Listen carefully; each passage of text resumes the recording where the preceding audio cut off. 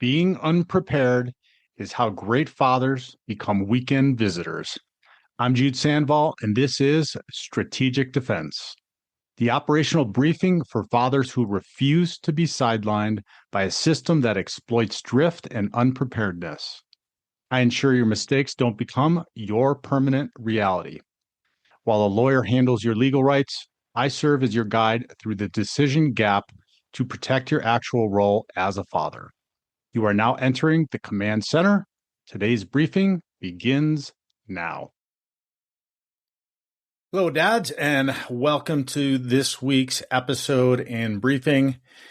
If this week we need to have a serious data-driven conversation about the starting line of your divorce. So I just want you to take a quick moment here and focus on and take a second to think about the moment you found out your marriage was officially over. Most of us, because women file 70% of the time, and feel like that is a sudden catastrophic car crash. I talk with a lot of guys who find that it was just a shock to them, and they had a fight. They might have had a fight. They came home to find a set of divorce papers on the kitchen counter, or sat down at home or in therapy or somewhere else and heard those cold words of "I want a divorce." And it oftentimes, I've heard it described as, it felt like an impulse, knee-jerk reaction to an argument or cutting things short. Lots of guys then start thinking, well, I can fix this, etc. But by and large, a great majority of dads feel completely blindsided. Their hearts start racing, their chest get tightened, and their worlds turn instantly upside down, and they have the reality that things are going to change drastically. And so today, what I want to do is I want to look at the cold, hard data that shatters that illusion that it was a knee-jerk reaction and something that just comes out of nowhere.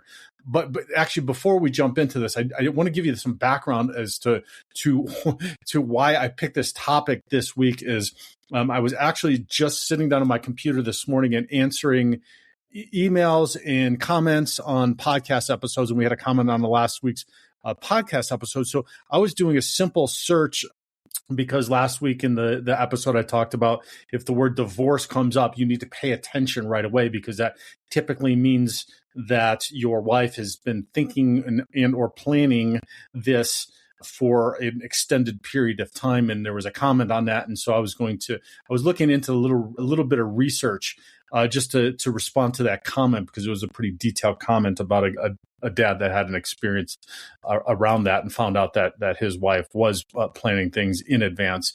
And so I gave a very simple prompt to an AI platform, which was based on studies: how long in advance have women who filed for divorce been planning their divorce?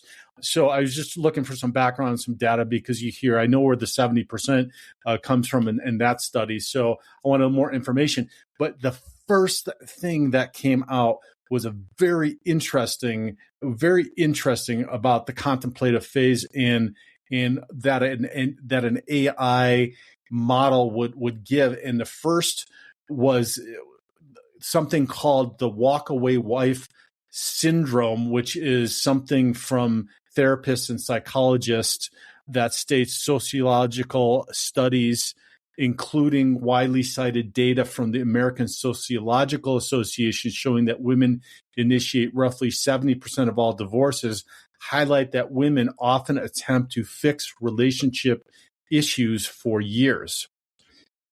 So that immediately just raised a red flag for me, and actually severely irritated me, because as far as this is concerned, it said, sociological studies highlight that women often attempt to fix relationship issues, and it cited that the American Sociological Association shows that women initiate roughly 70% of all divorces. So that was its logic as to what supporting why it is the walk away wife syndrome is that they've already tried forever and ever. So that's why. So that immediately got me into asking follow-up questions of, how does citing that this American Sociological Association study says that women initiate 70% of all divorces support your assertion that the studies highlight that women often attempt to fix relationship issues for years. And so then I basically went on like a 45-minute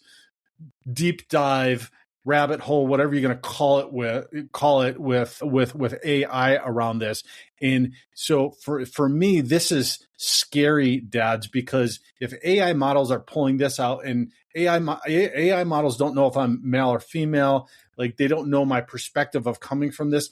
This is so skewed one way that you really need to be prepared around what you are facing and what is transpiring during this process, because it is not what it seems to be, and not what the public, the media, social media, everything else is portraying it to be. So I'm going to show you why that sudden, like that, what seems to be a sudden decision was actually years in the making. And what we're going to do, we're going to unpack the sociological and family law metrics that prove when a woman files for divorce, she's typically been mentally and logistically preparing for that exit for a minimum of 12 months, but more than likely 24 to 36 months before you ever hear the words divorce.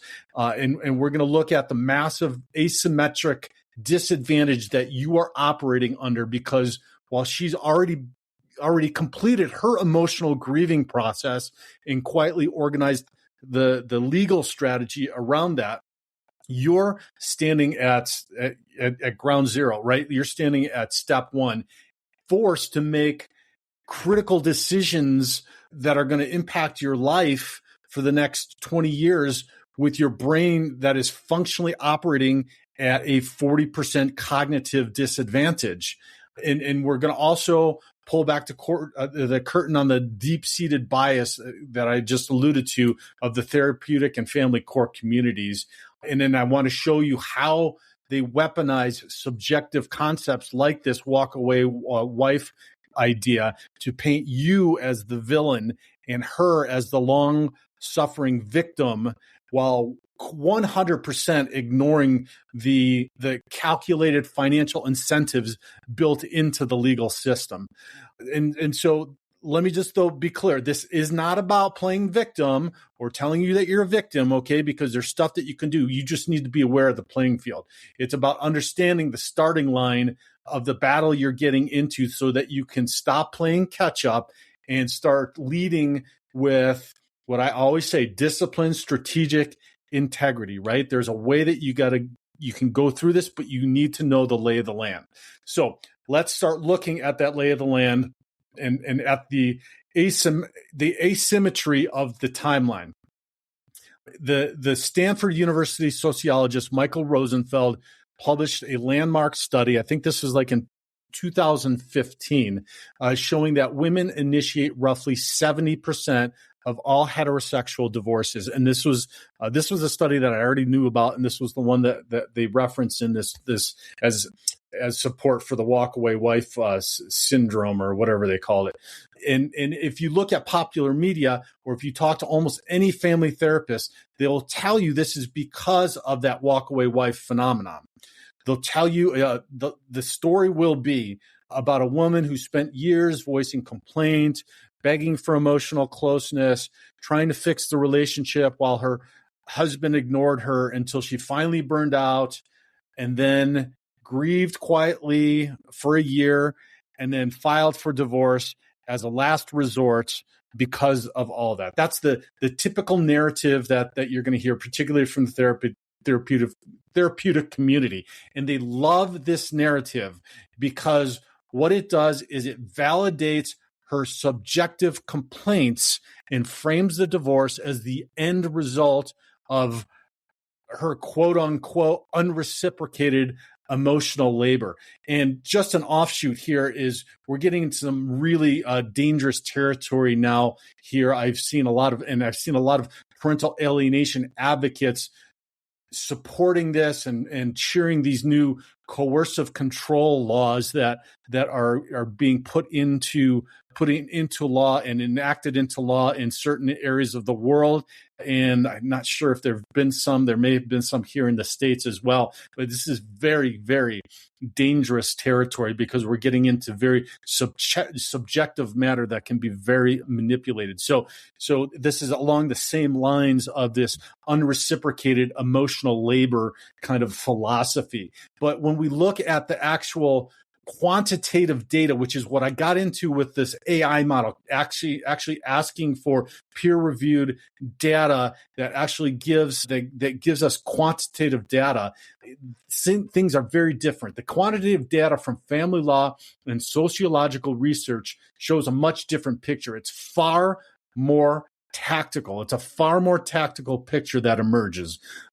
A major study on divorce ideation published in the journal Family Relations by Alan Hawkins. I think this was around 2015 also. And his team analyzed the exact timeline of how people contemplate divorce.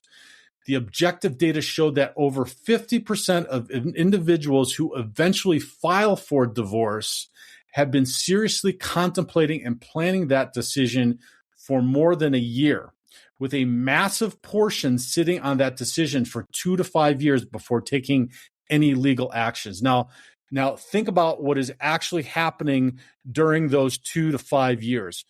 You're going to work, you're paying the mortgage, planning family vacations, assuming that, hey, this argument, this normal lull in your marriage are just the standard ebbs and flows of a long-term relationship and partnership and marriage, except that she's already entered the emotional decoupling phase. She's processing the grief of the marriage ending while you're still sharing your bed, still eating dinner with you, still letting you believe everything, well, might be a little bit. Stay with us. We'll be right back. Hey, dads, Jude here. I'm pausing this conversation for a mission-critical warning. Everything we discuss on this podcast only works if you have a role to return to. Most fathers don't lose their kids in court. They lose ground quietly through drift and decisions made under pressure. Being unprepared is how great fathers become weekend visitors. I ensure your mistakes don't become your permanent reality. Stop the drift today at thedivorcedadvocate.com. Take the free weekend visitor risk assessment or book your fatherhood protection session. Your kids are counting on you. Now, back to the show. Tense or rocky or challenging, but for the most part, everything is fine. But what she's actually doing is systematically disconnecting her emotional attachment to you in a safe, controlled environment. And by the time she actually serves you with the papers, her emotional mourning is completely finished. And this is huge, guys. She is at this point now clear-headed, emotionally detached, ready for tactical execution. But where are you? You're hit with the news on a Tuesday, maybe during work, and are instantly plunged into this acute emotional trauma. You're forced to start grieving that process that she's already gone through. And if any of you have ever gone through the grieving process or studied the grieving process, you know that, number one, it's challenging. Number two, it's all over the place. And number three, in divorce, unfortunately, there is no linear process, or there is no systematic agreed upon process for grieving the divorce process. Bruce Fisher talks about this in his book, The Rebuilding When Your Relationship Ends, and he calls about the dumper and the dumpee, and he talks extensively about the different emotional places that you're in when this process starts. And so it makes a huge difference, because you're forced to start your grieving process at the exact moment she's already, she's crossing the finish line of hers. So you're starting the race, she's ending the race. That is a huge disadvantage. And she doesn't and she doesn't just spend those years emotionally decoupling. She spent the last part of those years, the 2 to 6 or 9 months, whatever that might be, in that tactical planning phase. So, and this is supported too. Family law metrics show that during the months leading up to a filing, a spouse who is preparing to exit is quietly gathering financial intelligence, because statistics show that women risk a steeper decline in their standard of living post-divorce. They are highly incentivized to spend months secretly copying tax returns, downloading bank statements, pulling mortgage documents, and securing independent credit lines or emergency cash reserves, open checking accounts, all of that stuff. They're also quietly consulting with family law attorneys to map out the custody structures and understand the timing of the filing. I can't tell you the number of times, dads, that I'm coaching a guy and we get into discovery and he starts looking at financial documents, etc., and starts to unravel and figure out that, oh my gosh, she consulted an attorney 6 months ago. I had one guy, it was over a year that she was regularly paying an attorney, and that turned into a silver bullet situation where she was looking for, and this is what unfortunately happens, is this becomes calculated and tactical, and in this calculated and tactical time frame, looking for a way in order to implement this silver bullet false allegation to make your life an absolute, at the very least, absolutely difficult and hellish, so that you're going to make concessions and just get this done because you're in so much pain. So that's the best case scenario. Worst case is that she's going to try to completely erase you from your child's life. So I'm just telling you, like, I've seen this a million times with dads, and they're absolutely shocked that their wife was analyzing school and holiday calendars. Studies from the University of Washington show that the seasonality of divorce spikes dramatically in March, and it strikes again. It spikes again dramatically in August. So those are kind of the 2 months. Some people say the beginning of the year. I say that it's less the beginning of the year, more of March and more of August. But the studies support this. And why is that? Is because women file the majority of time, and they're strategically waiting out the winter holidays for the sake of the children's routine, right? So they're waiting to get through that January 1st, et cetera. And then by March, they're filing, or they're waiting for the end of the school year to minimize disruption and establish a favorable parenting status quo before you even know there is a case. So that's the August and the March thing, right? So you'll start seeing kind of right now to mid-summer, where there's going to be a lot more filings. There's already been a slew of filings as well. So this means that when the papers are served, you aren't just dealing with an emotional crisis, you're dealing with a pre-planned, logistically optimized legal strike. You're starting the race, like I said, where your opponent has already been running and is at the finish line, and they've been running for 3 years. So think about somebody who's been running for 3 years in training and where they're at physically, and then you're starting to run this marathon race, and you're just starting. Like, you're way behind, way behind. And so let's look at this, what this symmetry does to your brain. This is where the tragedy of the blindsided father really happens. The moment that those divorce papers land, your body goes into an intense acute survival response. It's the fight, flight, or freeze, right? Your parasympathetic system, your sympathetic nervous system fires. It floods your bloodstream with adrenaline and cortisol. Your brain is convinced that you're under an immediate life-threatening environmental attack. And it's just the way that we are biologically wired, and we can't do anything about it. And while this is not a life-threatening situation, our body feels like it is. And from a cognitive perspective, this hormonal flood causes a profound collapse of task representations across your prefrontal cortex. So what does that mean? Because that sounds crazy, wild, scientific stuff. The prefrontal cortex is the CEO of your brain. It's the area responsible for working memory, executive function, local decision making, and emotional regulation. So think about it under acute stress. So in the old days, when acute stress was we were going to get killed by an animal, or an animal is going to attack us, or tribes. Okay, that was, it was necessary to have this.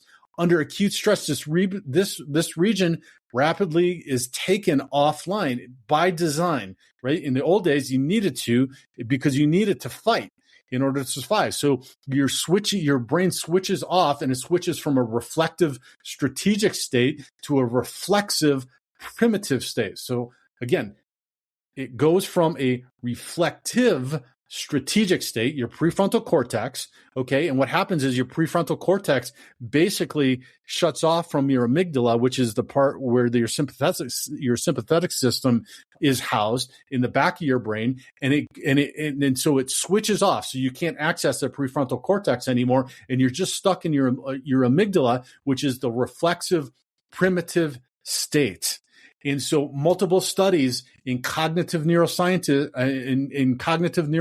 and organizational psychology demonstrate that acute psychological stress reduces your working memory and decision-making capacity by up to 40%. You heard Anthony Thompson a few months ago talk to us about this fact and the work that he does in helping dads in regulating their emotions and understanding what they're going through and figuring this out, even 1-2 years post-divorce, because again, they're still catching up, right? So think about the gravity of that math.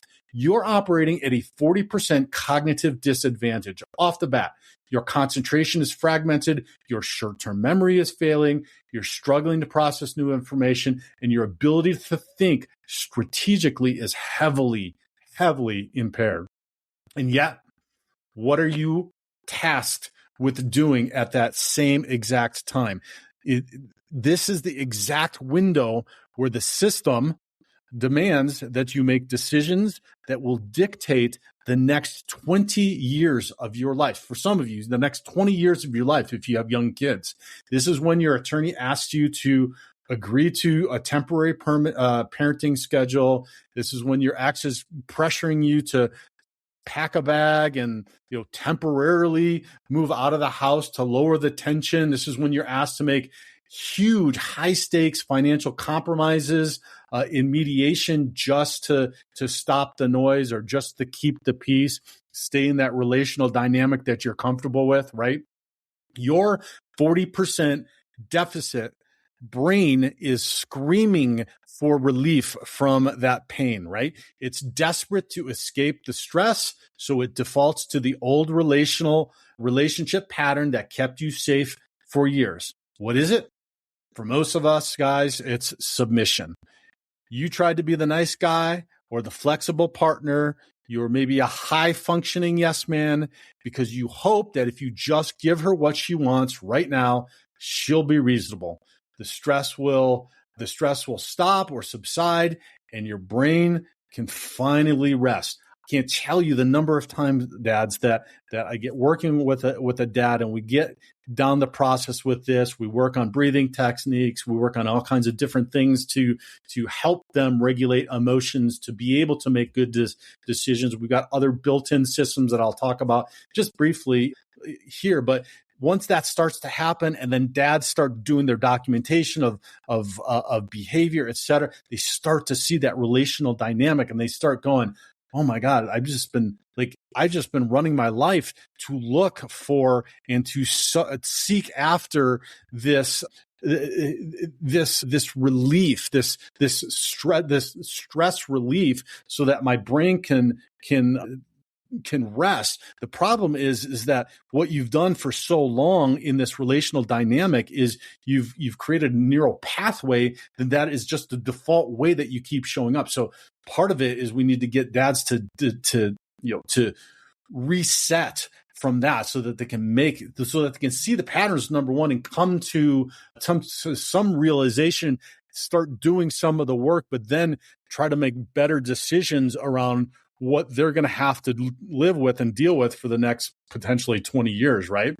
But part of the problem is in family court, those decisions made in a state of cognitive impairment are a tactical death sentence, right?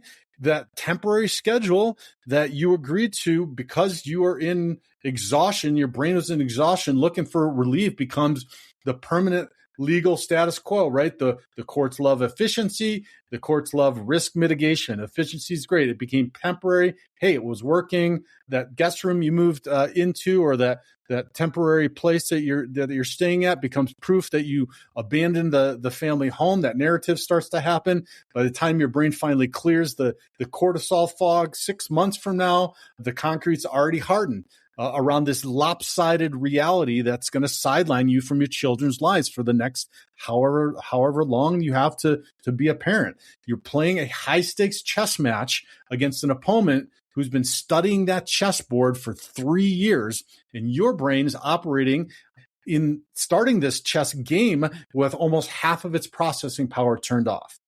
So the asymmetry is made infinitely worse by that systematic bias of the therapeutic community. So let's jump into this now, because, man, the therapeutic community is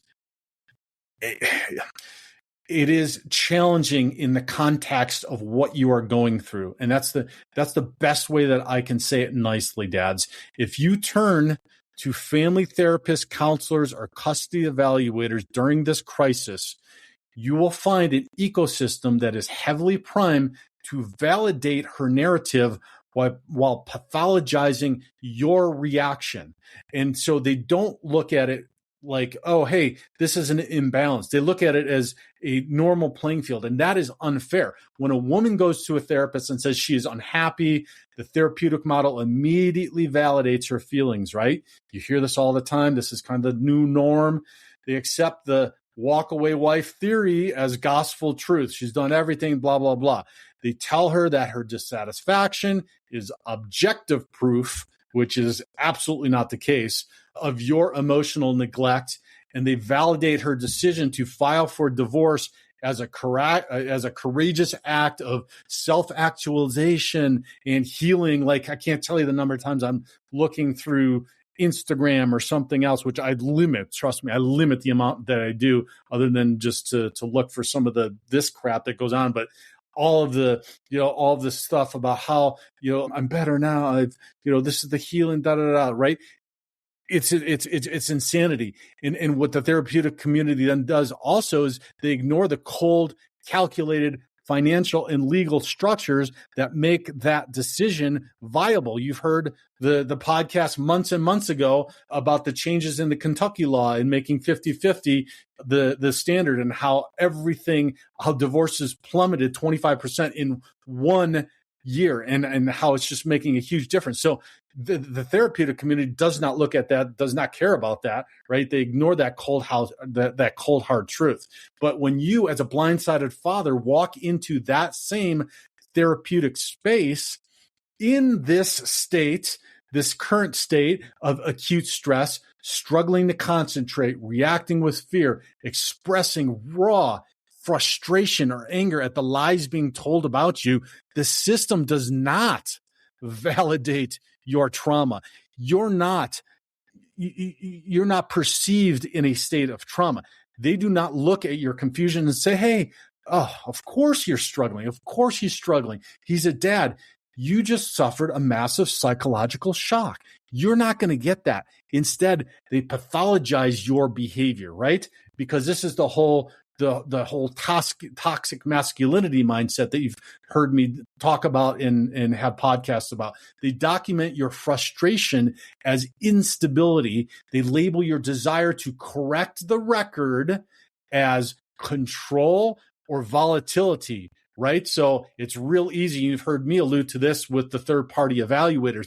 Hey, you get upset about, and I just had a conversation with a client yesterday who's getting into some of these, getting into an evaluation and talking about how you've got to keep absolute 100% calm, emotional regulation, et cetera. I didn't do that. I've actually gotten in a fight with one of, not a physical fight, but like an argument back and forth with one of the evaluators. And it was justified. Like, it was ridiculous what we were having a conversation, right? But that got used against me, right? And that will get used against you because your attempt to control, correct the record is going to be, oh, well, he's violent. He gets upset. He's trying to control. That's why this coercive control thing is such a terrible, terrible subjective thing to be then putting into law. They use your natural stress-induced cognitive impairment as quote unquote evidence that you're the high conflict parent who cannot co-parent.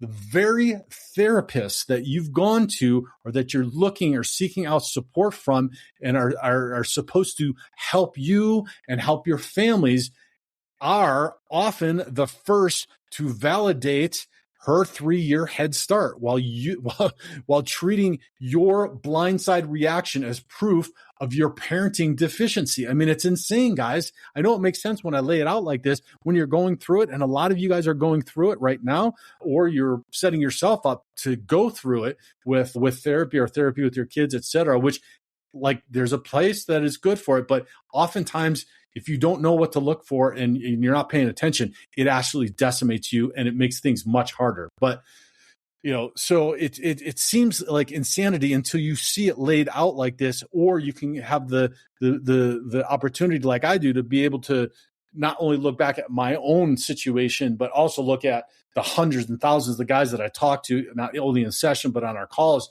looking back, and then they start to see it and realize it and then say, oh man, this is where this went wrong and this is what they did and this is how it happened, right? So then it starts to really, really make sense, which is why you need that objective third party to look at the situation and help you through this during your this difficult and challenging time.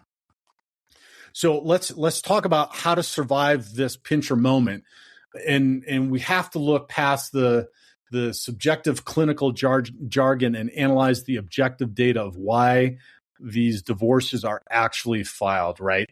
The academic mainstream, heavily influenced by sociological theories, tries to have this both ways. So this is where I'm going to break down what, on all those calls and all these coaching calls and group calls and stuff, where we say, oh, yeah, this is what's happening, but this is the tactic of how it's happening and why it's wrong. On one hand, what they're doing is they're painting women as purely relational, emotional actors who only file after exhausting every avenue of repair. Okay, right? That's that's that theory. On the other hand, when economists point out that women suffer an average 20% to 41% drop in their standard of living post-divorce, the sociologists argue that women are highly rational actors who have carefully weighed the financial risks and decided that their emotional autonomy was worth the cost, right? No, wrong. I mean, these two narratives are in absolute 100% direct logical conflict. You cannot be a purely emotional, long-suffering victim and a cold, calculating, economic, rational actor at the exact same time. And so this is where I got into it with AI, which was giving me this just completely biased sociological mindset of all the therapeutic BS that's out there. And I started asking, more clinical. So my background, my major, my background's in economics. And so I started asking some of these questions, like, find me studies that that support what the sociologists, and they couldn't. And so then we started going down this whole rational actor mindset and whether how people make decisions and why they're making decisions, et cetera. And so if we look at the data objectively, we have to acknowledge a much simpler, more clinical reality. And that is that women are rational actors, and they are capable of making self-interested, calculated decisions to exit a marriage simply because they want out, independent of any quote unquote years of silent suffering narrative. And they do it because, and this is what's critical, dads, listen, if you don't hear anything else, I know I talk fast, I know this is a lot of information. If you don't hear anything else, hear this at almost 35 minute point. They do it because the family court system provides a highly structured, court enforceable safety net that makes the exit legally and financially viable. That's supported by that point is supported by what we saw happen in Kentucky with making 50-50 to where then if it's 50-50, there's not as much or no incentives financially for one party or the other, right? So that supports exactly this statement. But let's also look at the Stanford sociologist Michael Rosenfeld's own data that we referenced earlier. Like I said, while he found that women file for divorce 70% of the time in marriages, and that's the key. They file it was actually 69% of divorces in marriage. So he found that while women file for 69% of divorces and marriages, they only initiate breakups in non-marital cohabitating relationships at a rate of 50%.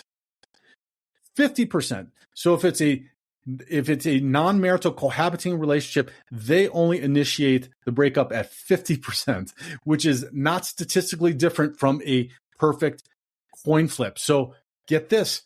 The academic community has tried to spin this by saying that the institution of heterosexual marriage itself is uniquely oppressive to women, which is why they file at higher rates. But this is complete crap. And there's a massive logical leap that compares apples to oranges. So they use this study, but what they don't state, what nobody has sussed out of that is that one point that if it's a non-marital cohabiting relationship, they only initiate at 50%, right? So that completely dismantles a casual cohabitating relationship. Oh, and so let's talk about the reasons why. Dismantling a casual cohabitating relationship has zero safety nets, right? So there's no incentive. If a woman leaves a non-marital partner, she's packing her bags, splitting the rent, or walking away with whatever assets are in her name. There's no court mandated alimony. There is no default presumption of child support. There is no legal apparatus to award her the family home or fund or force you to fund her lifestyle. But marriage is a legal and financial contract. And when a married woman files for divorce, she's stepping into a system that is legally mandated to protect her standard of living. She's backed by child support guidelines, spousal maintenance laws, and asset division protocols that are designed to mitigate her financial risk, which, look, we and all the dads that come to the community want things to be amicable and I shouldn't say all, I mean, there's both sides that are working this system, right? It just is structured in an advantage towards one side, and that one side is exploiting what those advantages are, right? Most of the dads come and they want to work something out amicable, and they are realistic about the simple math equation of it. One house into two means lifestyle is very much going to change, right? The challenge is this system is not set up just for that reality. It is now exploited where it was set up to try to make sure, because there is a disadvantage when a woman divorces, it's now being exploited, right? And so that 70% filing rate is not proof of uniquely toxic marriages. It's a proof of a system that provides a massive state-sanctioned financial incentive to file first. A rational actor looks at a legal exit that guarantees her control over a significant portion of the marital estate, child support, and potentially alimony, and she decides that complete autonomy is a highly logical, favorable trade. It's a calculated exit strategy, not a spontaneous cry for help. Furthermore, we have to challenge the baseline of the marital satisfaction data. And you hear this stuff quoted all the time. The marital satisfaction data that the court and therapists use to justify this starting line. When sociologists track couples over time, they consistently show that women's marital satisfaction index drops faster and lower than men's, which they use to claim that women suffer more in marriage. But this ignores the paradox of female happiness. And okay, so stay with me here, guys. I know we're getting long. The paradox of female happiness is a heavily documented phenomenon in modern economics.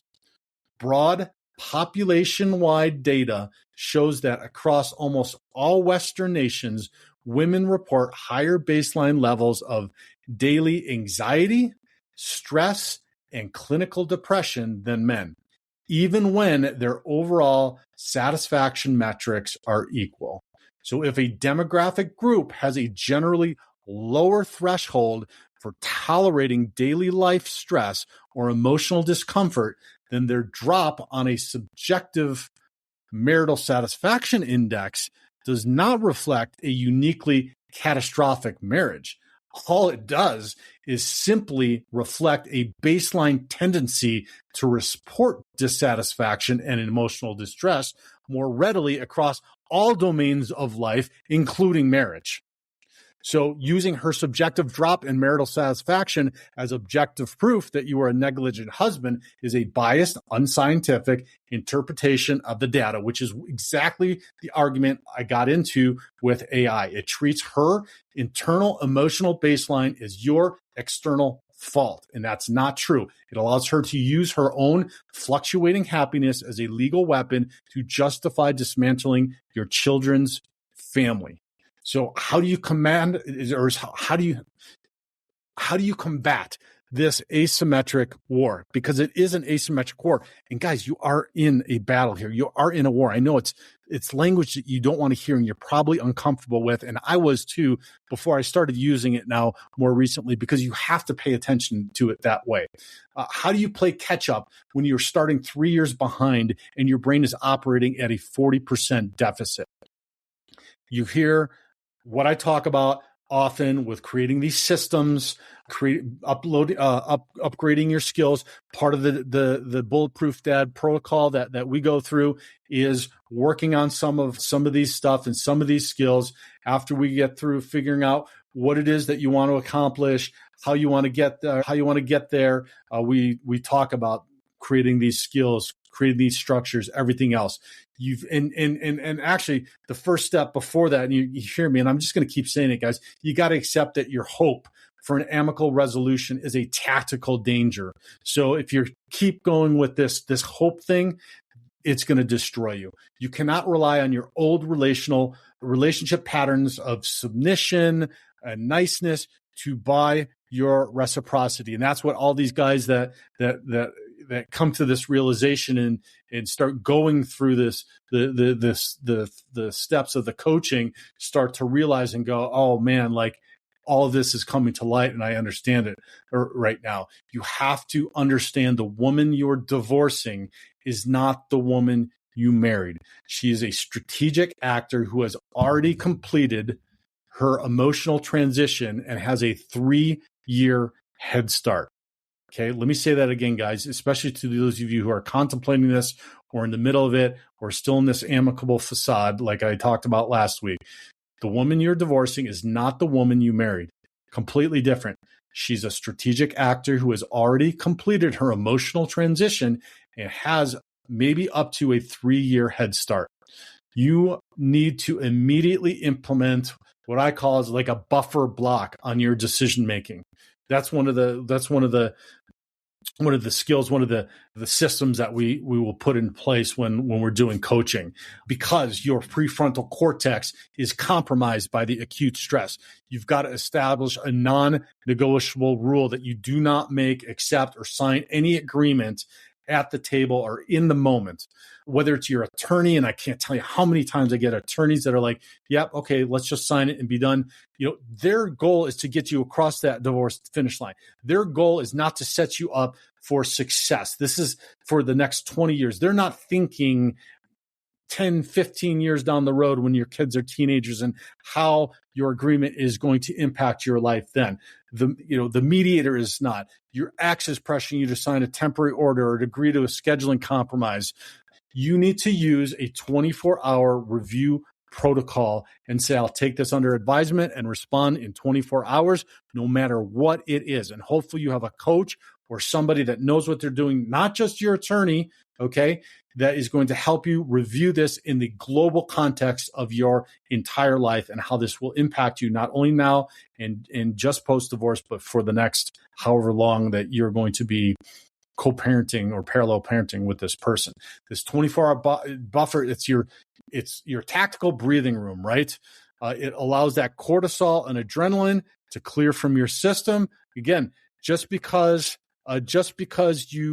you've got a month or two down the road and you're into mediation or something, doesn't mean that how your nervous system is wired is changing. Your cortisol, that adrenaline, when you're getting into negotiation, it's reacting and it's showing up the same way that you've been wired.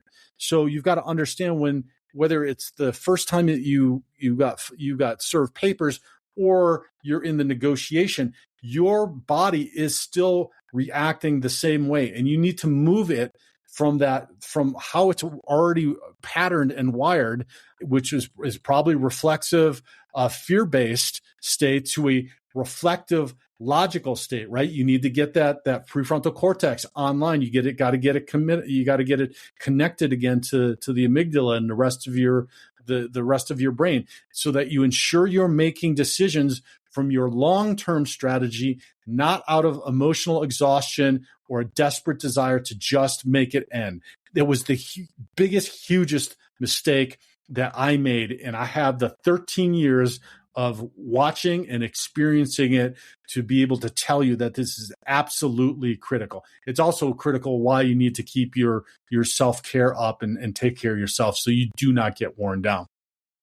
The next thing you need to do is bridge that lawyer gap that I was mentioning by taking complete command of your case. And I'm just briefly giving you some of this stuff, guys, but it's the stuff that I talk about every week that you hear me go on and on about, is that lawyer gap.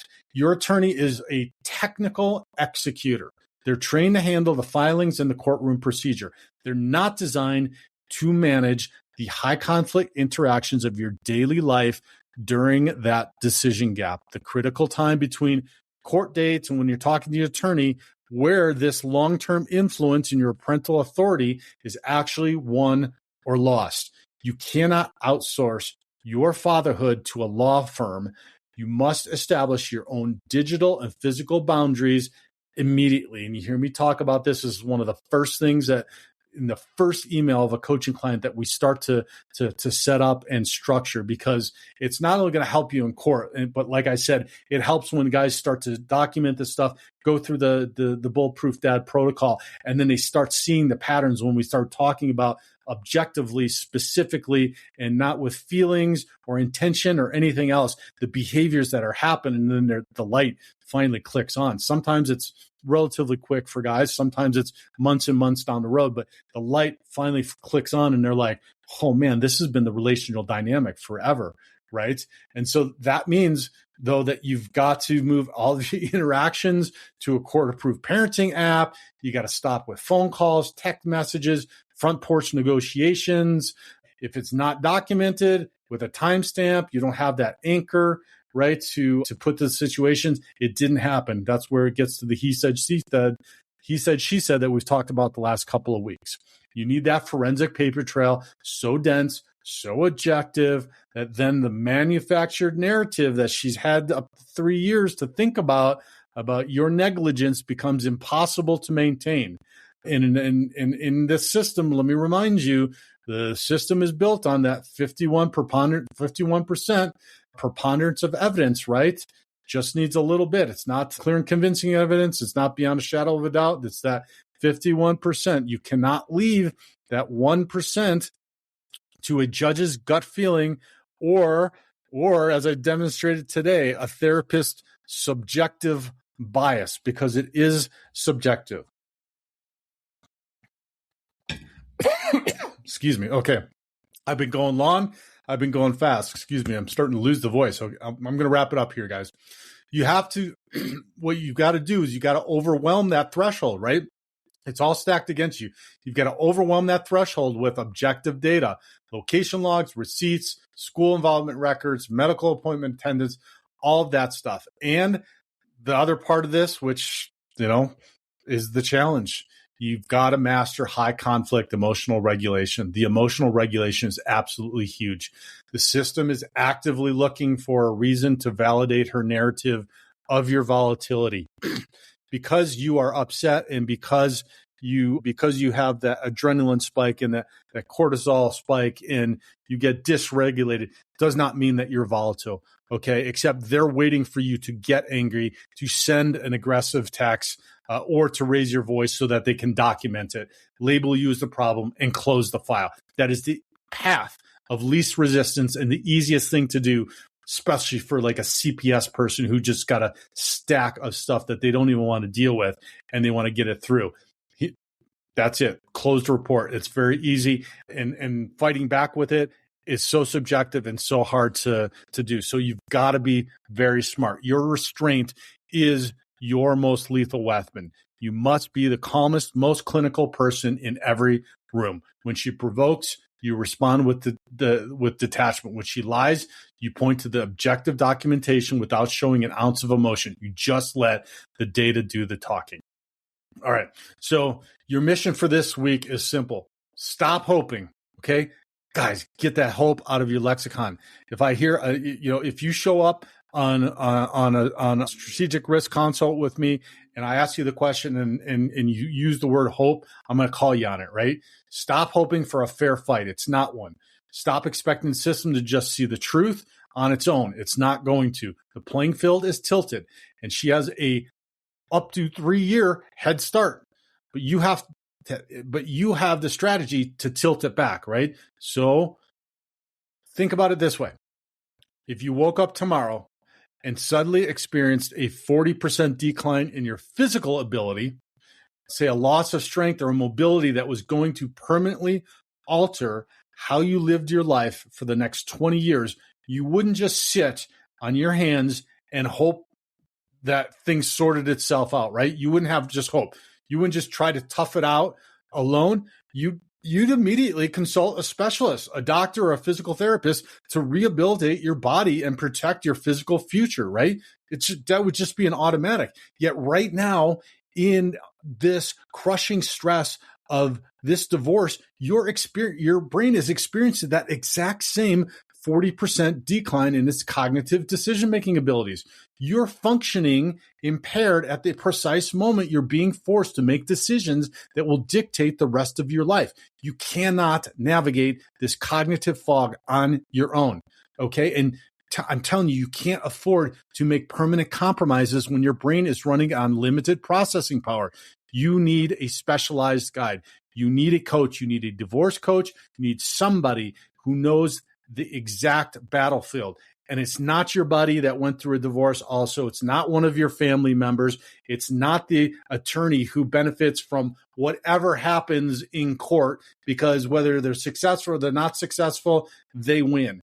It's not that. You need to find somebody to walk you through this high stakes window and protect your future. So that's why I do these strategic risk consultations complimentary to give you an idea of where you are at specifically in your case, and we triage what your next steps are.